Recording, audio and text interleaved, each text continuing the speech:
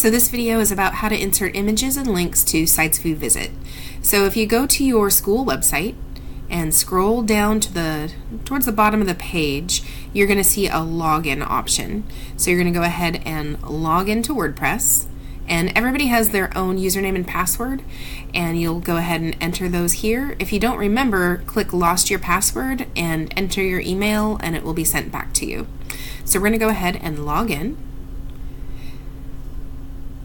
Now we're going to go to the page section, so pages, and every grade level has their own page, and they tend to be on page 2. Let's see, so student sites, this one is actually kindergarten, the one that doesn't have a grade level listed. If I go to page 2, I'll see the rest of them listed here for this school at least.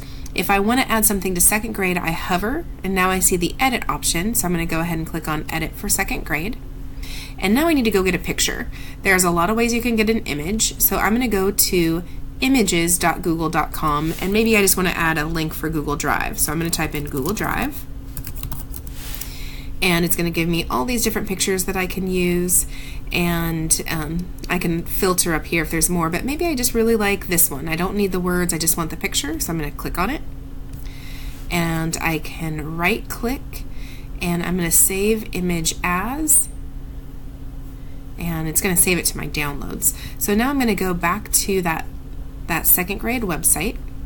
I'm in edit mode. I'm going to scroll down and think about where I want that picture to be.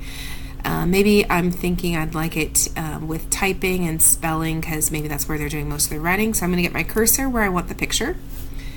I'm going to choose add media, and I'm going to upload the file, and now I can browse. So mine's going to go to my downloads.